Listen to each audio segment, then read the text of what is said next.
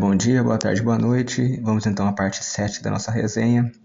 Continuando então, o subtema agora, porta de comércio como centro de cobrança de impostos. Os entre aspas porto de comércio e os distritos segregados para comerciantes estrangeiros foram provavelmente concebidos pelos faraós e outros governantes não tanto como um muro de contato ou barreira contra a subversão estrangeira das suas alegadas economias redistributivas, mas antes para facilitar a recolha de comerciantes estrangeiros e nacionais de presentes e tributos, que na verdade equivaliam a pedágios comuns, direitos alfandegários, pagamentos por privilégios comerciais monopolistas e assim por diante.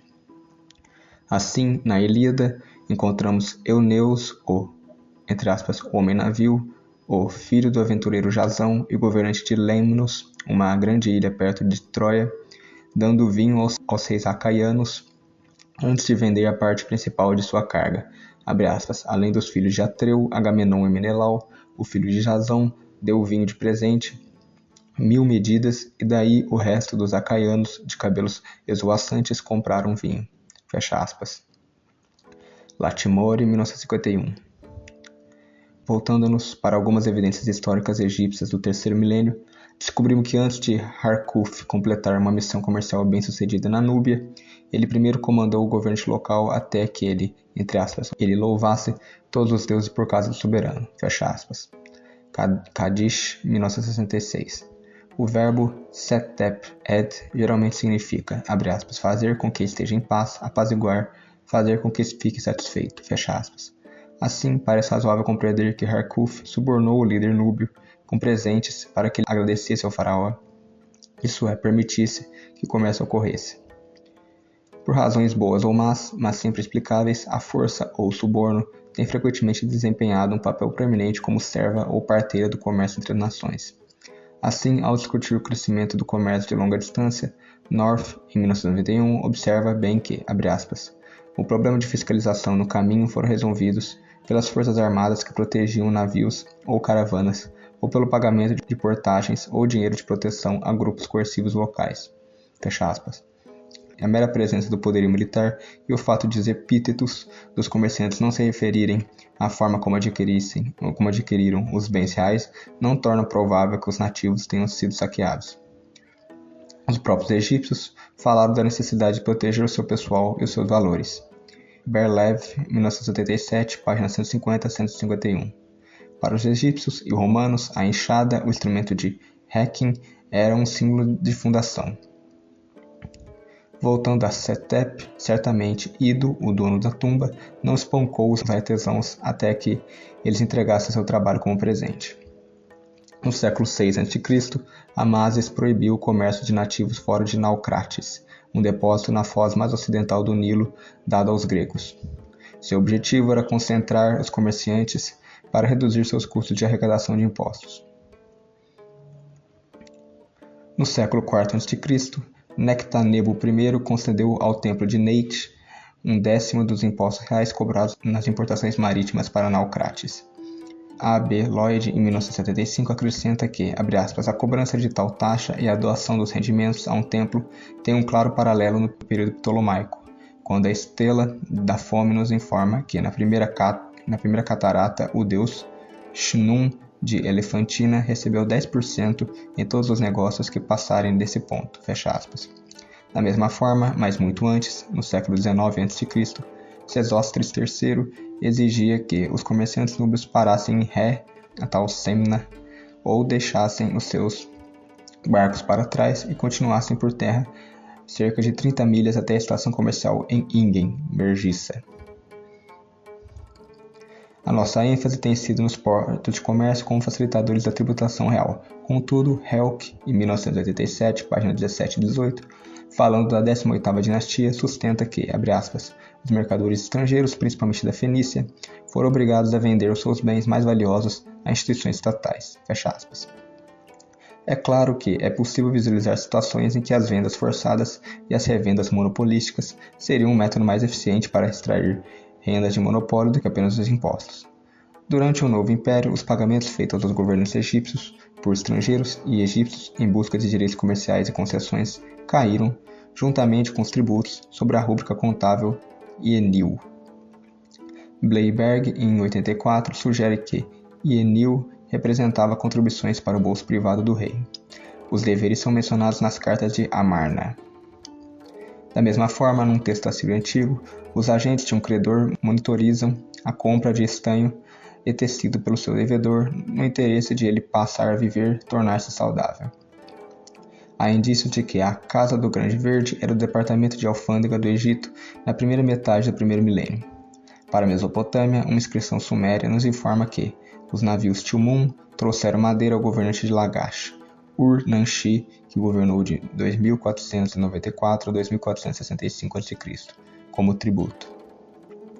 Mas Van Tispaut, em 1970, página 17 e 18, observa que, num texto, Ur-Namshi menciona os seus carregamentos de madeira imediatamente após as suas construções em Erinquimar, o porto marítimo de Lagash, e depois sugere que, abre aspas, a menção da madeira como tributo deve ser tomada como uma pitada de sal. Era obviamente uma transação comercial estabelecida, presumivelmente, por uma guilda de comerciantes e empreendedores especializados que trabalhavam sob privilégio real, algo como as empresas europeias das Índias Orientais de tempos posteriores.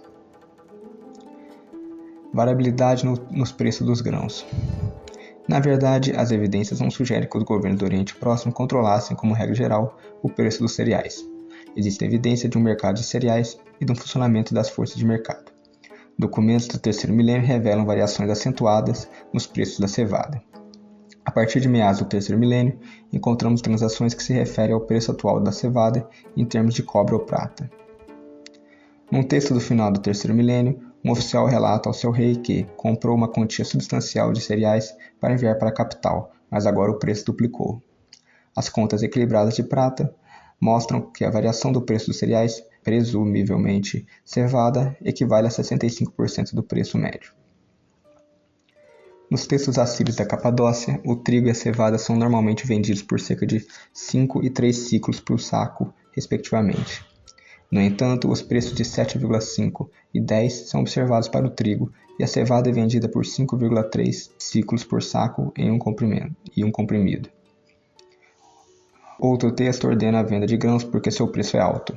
Kuhum Batik She'an Dinama. Isso se encontra em Weinhof, 1962. Alguns contratos assírios dos séculos 8 e 7 a.C. estipulam que a venda ocorreu no ano de dificuldades, medido pelo alto preço dos grãos.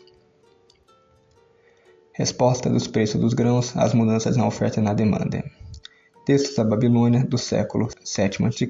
e do Egito do século 12 a.C., de acordo com Cerny, em 33, página 176 a 177, mostram mudanças bruscas nos preços dos cereais devido à desordem política ou ao início ou levantamento de cercos.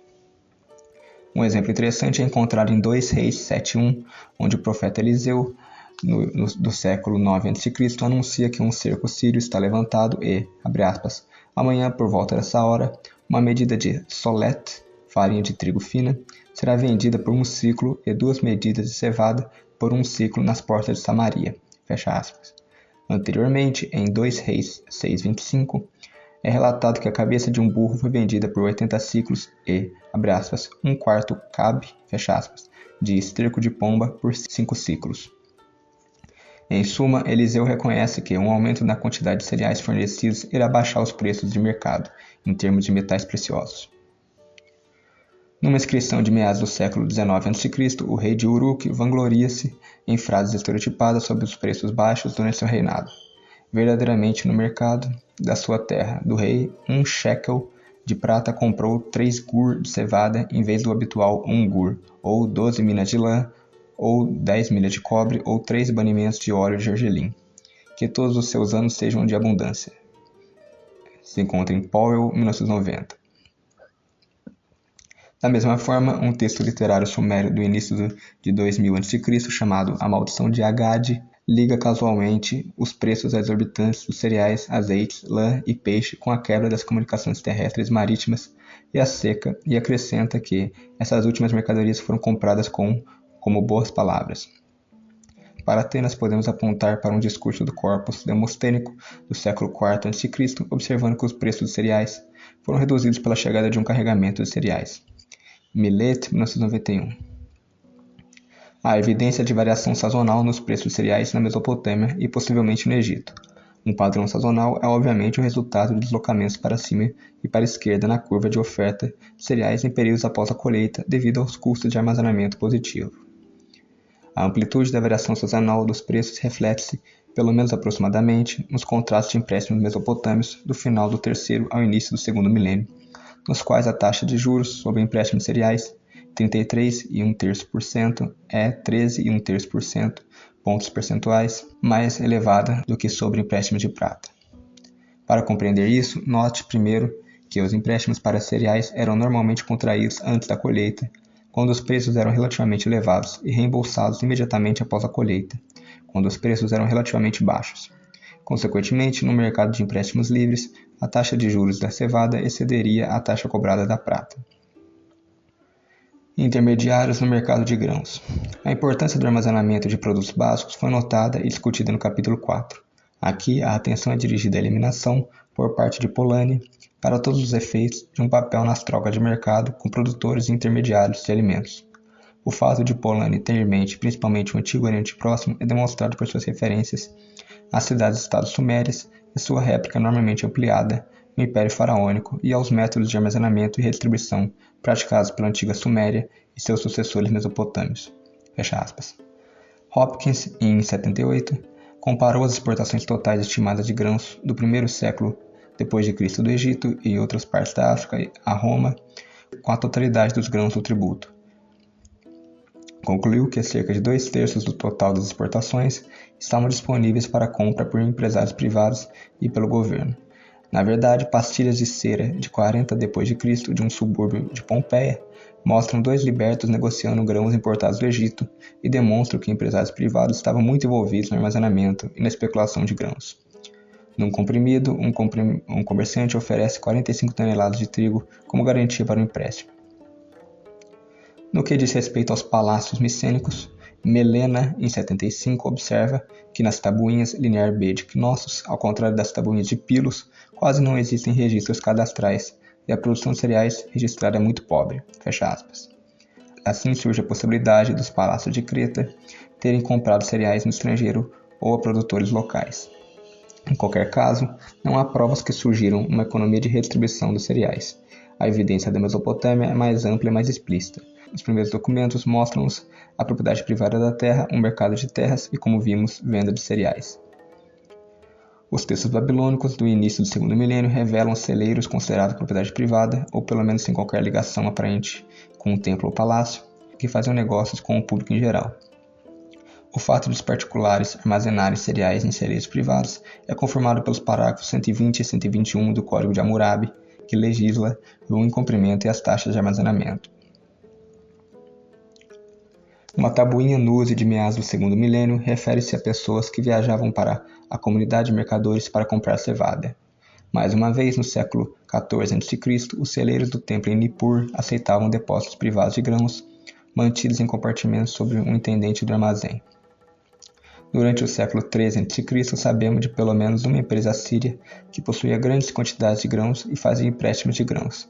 Na verdade, as tabuinhas assírias da segunda metade do segundo milênio atestam transferências discricionárias de grãos de propriedade privada armazenados em celeiros aparentemente de propriedade privada. A especulação privada em grãos é indicada em Provérbios 11:26, um dos provérbios de Salomão. Abre aspas. Aquele que retém o grão, o povo o amaldiçoará, mas bênção estará sobre a cabeça daquele que o vender. Fecha aspas. Os textos do terceiro milênio registram empréstimos cereais de Jabet, que designam o credor como seu proprietário, Nebis. Numa inscrição do terceiro milênio, Quedes de Gebelaim menciona a sua propriedade de barcos e celeiros de cevada do Alto Egito.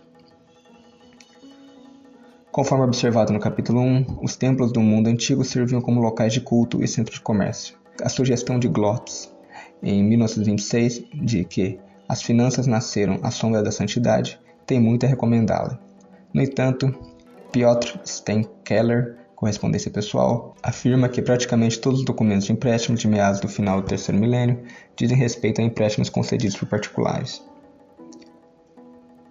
Os celeiros reais, utilizados principalmente para abastecer soldados e afins, também concediam empréstimos de cevada. A evidência babilônica de empréstimos palacianos, contudo, parece estar confinada ao período após o reinado de Hammurabi, reconhecido por ter instituído várias reformas, incluindo taxa de juros máximas sobre empréstimos de cevada. Mercado de crédito e investimento. Se Polanyi pretende negar a existência de empresas mesopotâmicas que concedem empréstimos não agrícolas, está enganado. É verdade que as evidências relativas a períodos muito iniciais são escassas e ambíguas. Por exemplo, tabuinhas sumérias, datadas de meados da segunda metade do terceiro milênio, registram empréstimos de cevada a indivíduos de várias categorias profissionais, incluindo criador de gado, negociante de alcatrão, comerciante, mensageiro e viajante de negócios. Uma mulher de Ur, por exemplo, empresta cevada e prata a 3 sócios para contratar tripulação e barcos para o empreendimento comercial. Outra tabuinha de Ur empresta uma quantidade considerável de cevada a 2 tecelãs do deus El dos amorreus. Diakonov, 1986, página 229 e 230. Possivelmente, a cevada se destinava a trabalhadoras do estabelecimento têxtil feminino, supostamente sacerdotisas. Os empréstimos do templo feitos em conjunto por uma pessoa privada e a divindade às vezes declaram expressamente que o empréstimo é para fins comerciais. Em muitos outros casos, a finalidade não é declarada, mas a quantidade de prata parece grande demais para fins de consumo. Contudo, isso não quer dizer que os pequenos empréstimos fossem necessariamente para consumo. Os padrões comerciais estavam tão bem estabelecidos que os comerciantes viajantes frequentemente reembolsavam os empréstimos aos representantes do credor, que redigiam quitações e as encaminhavam aos representantes do devedor para apresentação ao credor. As tabuinhas de Alalakh do século XVIII a.C. tratam de empréstimo de prata para capital, supostamente para fins comerciais.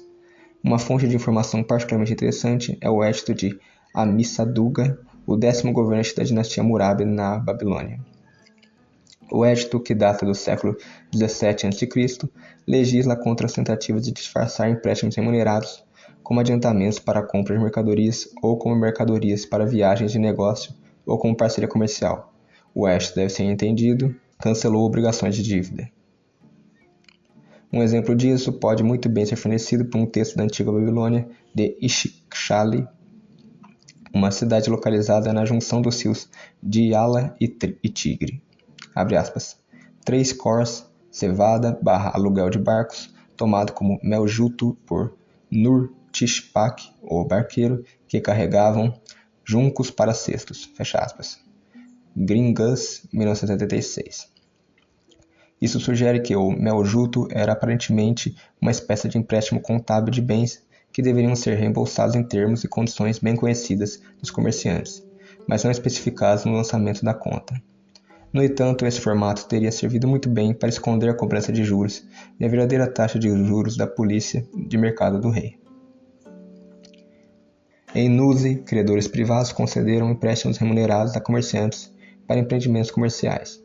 Os contratos assírios do século VII a.C. raramente especificam a finalidade dos empréstimos, mas num caso envolve a compra de burros e no outro o mutuário parece ser um líder da caravana negociando grãos.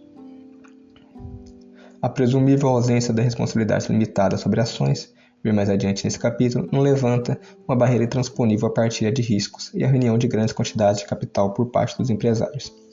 Para começar, as parcerias comerciais neo-babilônicas chamadas charrano podem envolver somas substanciais de prata, como fica claro na discussão de Schiff, em 87, sobre vários contratos.